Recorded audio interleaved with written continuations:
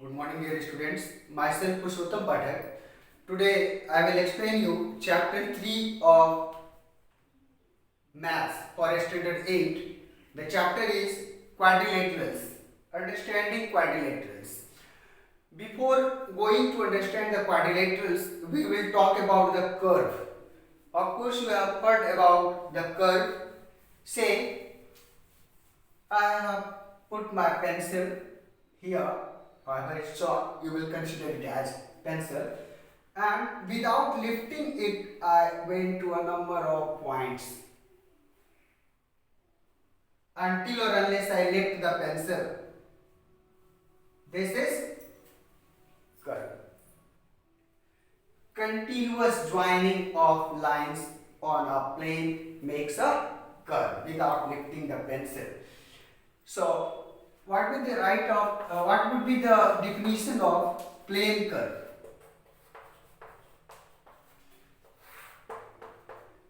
To define plane curve, we will write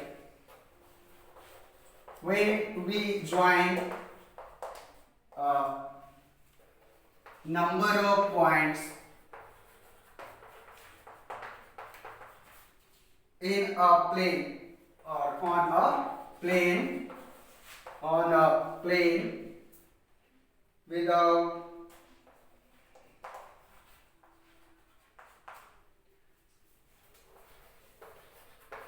lifting our pencil.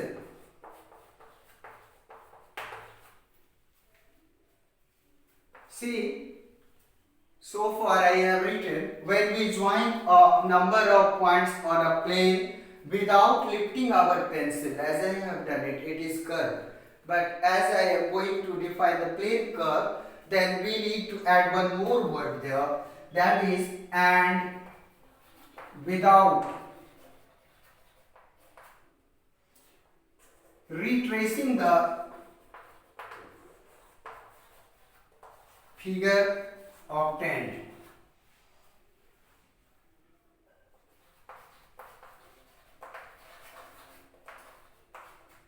At more than single point.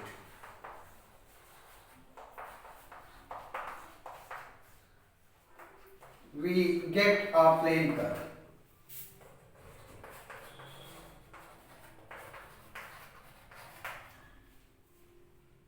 That means once I started my pencil from here, joining the line, went to a number of points, and once again when I crossed here, at once, so far it will be counted as curve because without retracing the figure obtained at more than single point, we can say it curve. Once it intersected on another point, we can't say it as curve. Now we can't say it as plane curve. Then curve is crossed curve. Now come to the types of curve. Two types of curve we will get. One is simple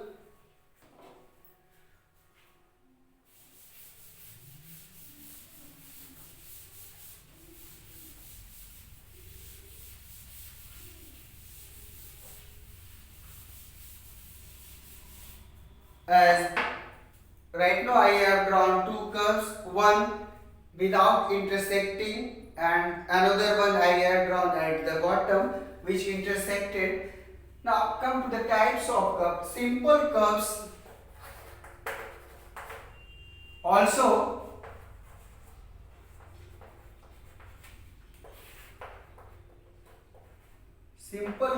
are,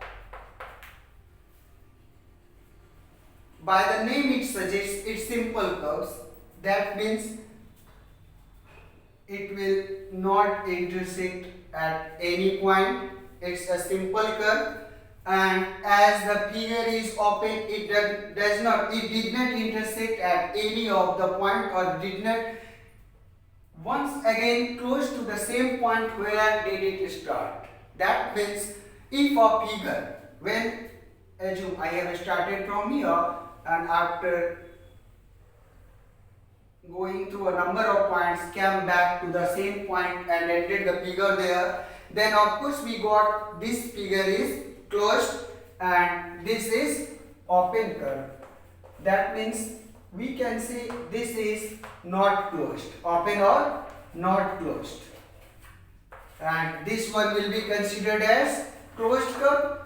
Once the starting point and ending point both are common, then we will consider it as the closed curve, and if they differs, then they are open curve. Now come to the not simple curve. These were the simple curves. But if we consider another type of curve, say not a simple curve. Those are not simple curve. Sometimes they are also known as crossed curve. See, these are not simple curves because it started from one point and after intersecting at one point raised to another point. So once it intersected, we can't say it as closed curve. It's not a closed curve. And once it started from here and after going to a number of points ended up to this point, this is not closed and this will be considered as closed. So very simply, if the starting point and ending point both are common, then they will be considered as closed curve. If they are not common, then they will not be considered as closed curves. Now come to the polygon.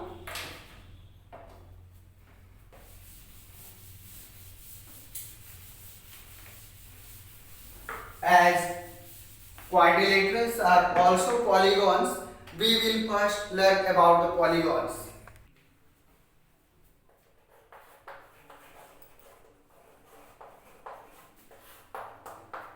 To define a polygon, we write a simple closed curve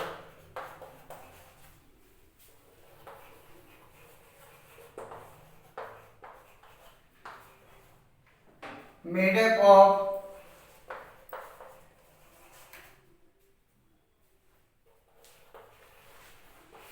only line segments is called a polygon. Of course, by the name it is clear that if we draw a figure which consists of only line segment, say this figure consists of only line segments, but a simple closed curve, this curve is not closed. Let us close it. To close it, we need one more line segment at least. It also clarified that to draw a polygon, we need minimum 3 line segments. So the first polygon we will know about is, by the figure it is clear, it is triangle. Triangle is a polygon, and we had already learnt about the polygons in the previous class also. Now come to the quadrilaterals now.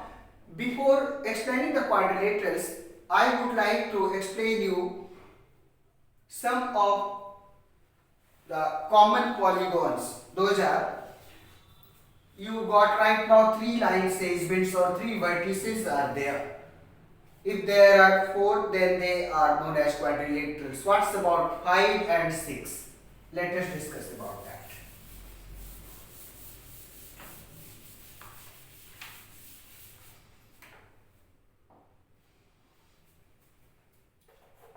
I am writing here in one side number of sides or vertices, and here I will write name of the polygon.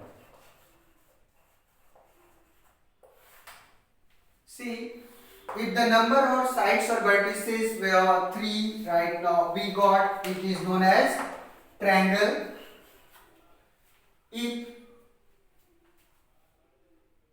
of course the figure will look like I am drawing one small figure here like this. This is triangle. If sides are 4, they are known as quadrilateral. Of course, figure will look like this. If they are 5, then pentagon. The figure will look somewhat like this for 5 sides. It's pentagon. Come to the 6 sides, it is known as hexagon. A small figure I am trying to draw here. Of course, we got 6 sides and this is hexagon. Come to the 7th side, that is known as septagon. To the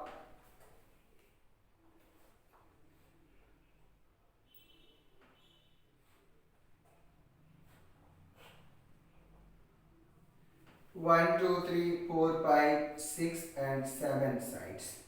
I am trying my best to draw the 7 sides. See, now I got, still I did not get it 7 sided. Yeah, now I got it as 7 sided.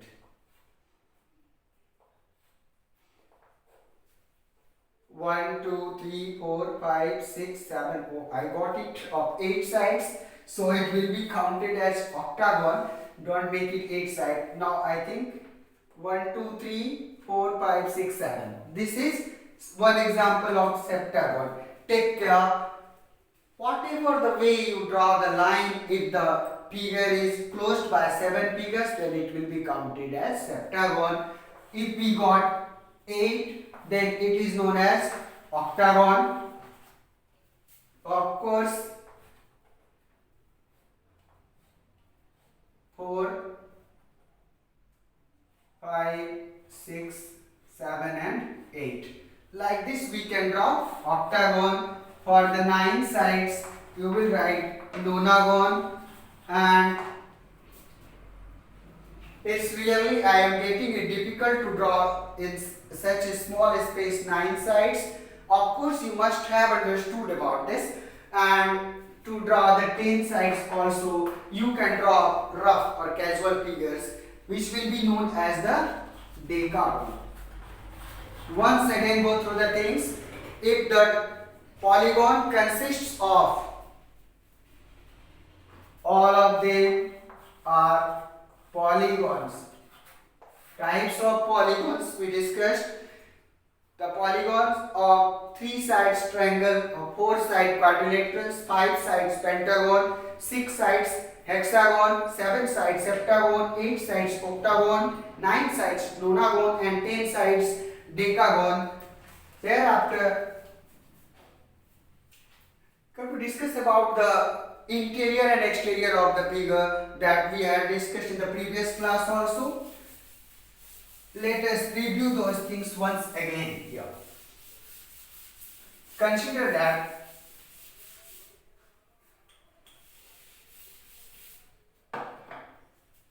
this is a quadrilateral, say A, B, C, D. If any point P is there, then of course P lies in the interior, of ABCD. If a point Q lies here, then of course Q lies in the exterior of the figure, and if you consider this point R here, then we can say that R is on the figure. Points might be lying inside the figure, then it will be counted as in the interior. When they are lying outside, then it will be counted as in the exterior, and when it is lying on the line segments of the figure, then it will be counted as points lying on the figure. Now, polygons can be of two types.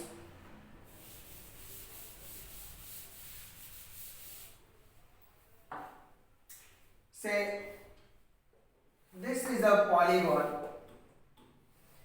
If you look thoroughly this polygon, then all the sides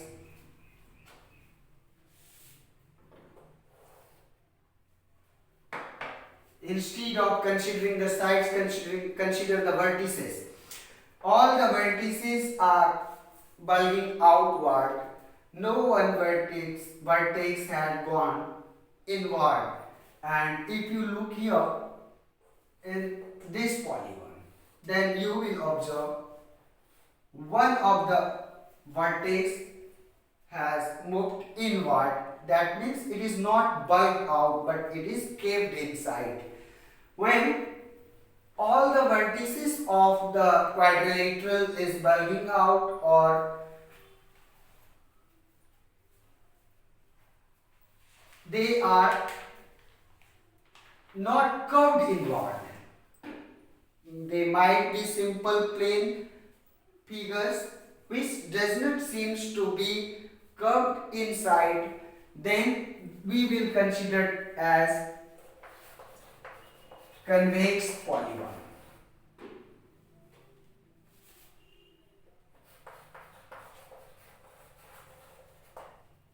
And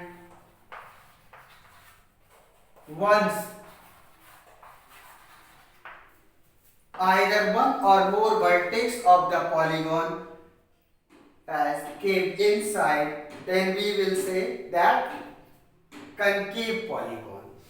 So convex and concave polygon, by the name suggests, in the physics also in the previous class you had learned the convex and concave mirror. If you remind about, then convex mirror, the surface was bulged out, and in the concave mirror the surface was, ionic surface was caved inside, hollow inside. So we will consider same concept to understand the polygons also. This is convex polygon because all the vertices are showing outward, and once one of the vertex caved inside or moved inside, then it can make a shape of cave. It looks like a cave, and the polygon is known as concave polygon. After that, regular and irregular polygons. Say,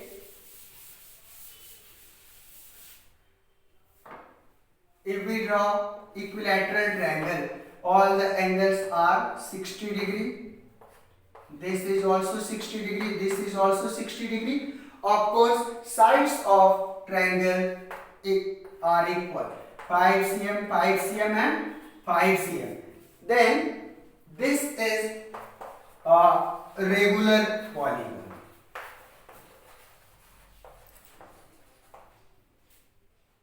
Once the length of the sides vary, say this is 3 cm, this is 4 cm and this is 5 cm, then we will say this is irregular polygon. By the explanation, it must be clear to you that the regular polygons have all sides equal and all angles also they have equal. But in irregular polygons, they don't have all the sides equal or all the angles equal. And the last thing to learn about the quadrilaterals here before solving the exercise 3.1 is the angle sum property, and that is very much clear that as you had learnt about the triangles, the sum of the angles, interior angles is 180 degree. Similarly, sum of all angles of sum of all the angles of a quadrilateral equal to, if we consider those angles as angle 1, angle 2, angle 3 and angle 4, then we can write angle 1 plus angle 2 plus angle 3 plus angle 4 equal to 360 degree. One thing more, verbally I have told you that it is 360 degree. One concept more applies here. That is, if you know the number of sides of a polygon, then you can find out the sum of interior angles of the polygon using, let the number of sides be n. If we consider it to be n, then sum of